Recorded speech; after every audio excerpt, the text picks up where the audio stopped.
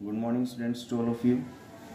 बेटा अभी हमारा जो टॉपिक चल रहा है इशू ऑफ डिबेंचर्स का, तो मैंने आपको पहले ही बताया था कि भाई जिस बच्चे ने अगर इशू ऑफ शेयर्स को अच्छे से किया है ना, तो उसके लिए इशू ऑफ डिबेंचर बिल्कुल भी हार्ड काम नहीं है, बिल्कुल भी टिपिकल नहीं है। बिल्कुल बेटा मैंने आपको पहले ही बताया था, जिसका इशू ऑफ शेयर क्लियर है, बिल्कुल बस यहाँ पर शेयर्स की जगह नाम चेंज है और उसका नाम रख दिया गया डिबेंचर्स।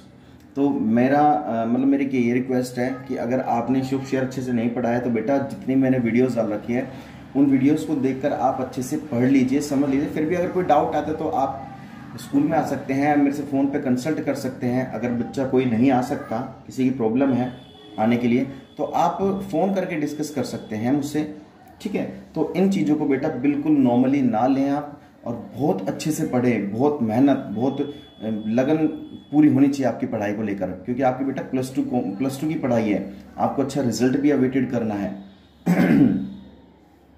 तो कहने का मतलब क्या था, मेरी लास्ट वीडियो में जो मैंने बताया था आपको, वो था issue of debentures for consideration other than cash, यानी कि हमने डिबेंचर्स तो इशू किए हैं लेकिन कैश के लिए नहीं किए। हम कैश नहीं ले रहे पब्लिक से, हम उनसे क्या कह रहे हैं, भाई आप हमें एसेट्स प्रोवाइड करा दो। तो मैंने आपको लास्ट वीडियो में कुछ एंट्रीज बताई थी, आपको पता भी लग गई होगी। अब एक क्वेश्चन है जो कि बिल्कुल आपके स्क्रीन पर है, ठीक है। स्क्रीन पर क्वेश्चन आपके है, देख लिया होगा आपने।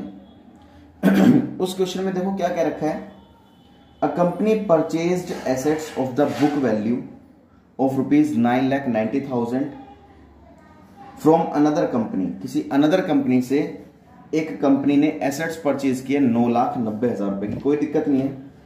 It was agreed that the purchase consideration be paid by issuing 11% debenture of ₹100 each. उसके बदले क्या किया गया है, कंपनी ने उसको 11% डिबेंचर, जिसकी फेस वैल्यू 100 रुपए है, मतलब डिबेंचर्स इशू कर दिए हैं उसको, 100 रुपए का एक है, कोई दिक्कत नहीं है। Assume that the debentures have been issued at discount 10% and at premium also 10%। वो कह रहे हैं कंपनी डिबेंचर्स तो इशू कर रही है लेकिन एट पर पे भी करना चाह रही है, एट डिस्काउंट पे भी करना चाह रही है और एट प्रीमियम पे भी करना चाह रही है। So give necessary journal entries in the books of purchasing company. Company अपनी बुक में क्या एंट्री करेगी। तो बेटा देखो क्वेश्चन आपके स्क्रीन पर है। सबसे पहले हमने ऊपर क्या लिख दिया, जर्नल एंट्री।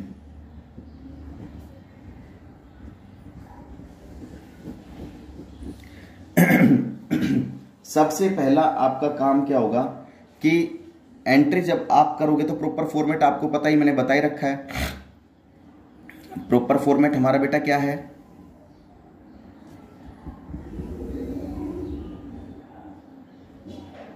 यहां पर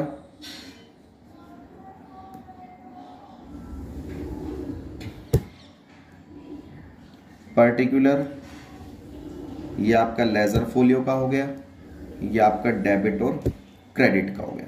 यहां पर आप क्या लिख दोगे, ये आपकी जर्नल एंट्री का प्रॉपर फॉर्मेट है बेटा, ध्यान रख लेना, ठीक है। यहां पर लिख दोगे आप पर्टिकुलर, यहां पर लेजर फोलियो, यहां पर डेबिट का अमाउंट, यहां पर क्रेडिट का अमाउंट, ठीक है। ये पर्टिकुलर आपका जर्नल एंट्री का परफॉर्मा है। सबसे पहली एंट्री मैंने आपको क्या बताई थी बेटा, sundry assets account debit to vendor account. Vendor मतलब जिस व्यक्ति से वो एसेट्स परचेज की गई है। तो यहां पर नरेशन तो आपको बताई दी मैंने, बीइंग वर्ड यूज करके आप क्या लिख दोगे, बीइंग एसेट्स परचेज, ठीक है। लेजर फोली कुछ है नहीं, तो बेटा सबसे पहले आपको देखना है वो एसेट्स कितने की परचेज की गई है। डेफिनेटली वो 9,90,000 रुपए की परचेज की गई है, ये बात क्लियर है। 9,90,000 के हमने परचेज कर लिया एसेट्स, कोई दिक्कत नहीं है, हमारे पास एसेट्स आ गई। नेक्स्ट, जब अब हमने एसेट्स तो परचेज कर ली, अब उसको हमें डिबेंचर्स भी इशू करने हैं, और वो भी 3 कंडीशंस पर इशू करने हैं, इशूड एट पर, issued at premium and issued at discount. तीनों पर उसको हमें इशू करना है। अब देखिए वो इशू कैसे करना है, चलिए हमें सबसे पहले क्या करना है, जब हमने उसको डिबेंचर इशू किए, किसको डिबेंचर किसको इशू किए, वेंडर को, तो यहां लिख देंगे vendor debit to 11% debentures account. यानी कि एट पार का केस है। एट पार मतलब क्या होता है कि जितने का बिजनेस खरीदा था उतने के हमने उसको डिबेंचर्स इशू कर दिए हैं। यहां पर 9,90,000, यहां पर भी 9,90,000। ये तो हो गया बेटा एट पार का केस। पहला केस किसका हो गया, एट पार का। अब हमें एक दो केस और करने, एट डिस्काउंट और एट प्रीमियम। तो जब ये एट पार का केस है तो सेम हमारा किसका हो जाएगा, एट डिस्काउंट का भी ऐसे ही हो जाएगा, बट डिस्काउंट का बैलेंस डेबिट हो जाएगा। एंट्री सेम रहेगी, क्या एंट्री कर देंगे, वेंडर डेबिट, यही एंट्री कर रखी हमने, टू 11% डिबेंचर अकाउंट, यही एंट्री कर रखी है हमने। ठीक है, बस डिस्काउंट पे इशू करते हैं तो डिस्काउंट का बैलेंस डेबिट हो जाता है। यहां पर क्या कर देंगे, डिस्काउंट अकाउंट डेबिट। अब देखिए यहां पर इसका किस तरीके सॉल्यूशन होगा। सबसे पहले बेटा एक डिबेंचर्स की फेस वैल्यू देखो क्वेश्चन में कितनी दे रखी है, 100 रुपए दे रखी है। तो हमें क्या कर लेना है, यहां पर 9,90,000 डिवाइडेड बाय कितने, 100 का 10% डिस्काउंट। सबसे पहले हम डिस्काउंट का करें तो 100 का 10% डिस्काउंट कितना हो गया, 10 रुपए हो गया। यानी कि हमने वो कितने रुपए में इशू किए डिबेंचर्स, 90 रुपए में इशू किए। तो यहां से बेटा डिबेंचर्स निकल आएंगे, कितने डिबेंचर्स आ गए यहां पर, 11,000 डिबेंचर्स।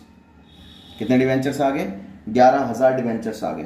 तो यहां पर 11,000 से मल्टीप्लाई कर दोगे तो यहां पर क्या कर दोगे, 11,000 इंटू 90 में इशू किया है वेंडर को।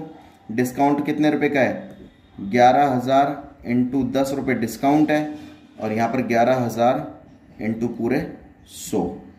तो ये कितना आ जाएगा, 9,90,000, 1,10,000, और यहां पर लिख देंगे बेटा पूरे 11 लाख रुपए। ये बात क्लियर है, ये बात समझ में आ गई होगी आपको। ठीक है, ऐसे ही थर्ड केस आता है हमारे पास, किसका, थर्ड केस हमारे पास आ जाएगा प्रीमियम का। प्रीमियम वही same as it is entry इस वाली, vendor debit to 11% debenture account and to security premium account. Premium का बैलेंस बेटा हमारा क्रेडिट हो जाता है। ठीक है, क्रेडिट बैलेंस हो जाता है हमारा, मैंने आपको पहले ही बता रखा है, इशू ऑफ शेयर में बहुत अच्छे से बता रखा है। अब इसमें सेम एज इट इज बात करनी है, 9,90,000 बेटा प्रीमियम है, तो 100 रुपए का 10% प्रीमियम कितना होगा, 10 रुपए हो गया। तो प्रीमियम जुड़ जाता है, तो यहां पर कितना हो जाएगा, डिवाइडेड बाय 110। डिस्काउंट था तो माइनस करके 90 दिखा दिया था, प्रीमियम में तो 10 प्लस कर दिया। ठीक है, यहां पर हमारे पास कितने डिबेंचर्स आ गए बेटा, 9,000 डिबेंचर्स आ गए। ठीक है, तो अब क्या करेंगे, यहां पर 9,000 इंटू 110, यहां पर कितना आ गया, 9,90,000, यहां पर 9,000 इंटू, यहां पर 9,000 इंटू 10 सॉरी 100, और यहां पर 9,000 इंटू, क्योंकि प्रीमियम 10 रुपए है, ये बात समझ में आ गई। तो यहां पर आ जाएगा जी 9 लाख, और यहां पर आ जाएगी 90,000। बट इनकी एक चीज ध्यान रखना बेटा, नरेशन करना मत भूलना, नरेशन बहुत जरूरी होती है हर क्वेश्चन में, इनके नरेशन जरूर करनी है आपको। तो ये टॉपिक आपको समझ में आ गया होगा बेटा। क्वेश्चन बेटा आपके बिल्कुल स्क्रीन पर है, आपको आई थिंक बहुत अच्छे समझ में आ गया होगा। अगर जिस बच्चे को बेटा इसका स्क्रीनशॉट लेना है तो स्क्रीनशॉट ले सकता है। और सबसे बड़ी बात बेटा, इसके आगे के एटलीस्ट कम से कम 3-4 क्वेश्चन आपको खुद ट्राई करके देखने हैं। क्वेश्चन जब तक आप नहीं करोगे तो बेटा उसमें लॉस आपका होगा, तो बहुत ज्यादा लॉस होगा, पहले बता देता हूं मैं। तो अपने रेगुलरिटी में अगर जितना पढ़ोगे ना उतना आपको बेनिफिट मिलेगा। मैं फिर बता देता हूँ, रेगुलरिटी में जितना पढ़ोगे उतना बेनिफिट मिलेगा, अदरवाइज आपको बेनिफिट नहीं मिलने वाला है। तो इस टॉपिक को बहुत अच्छे से पढ़ना है, समझना है, फेयर नोटबुक में आपको नोट डाउन भी करना है।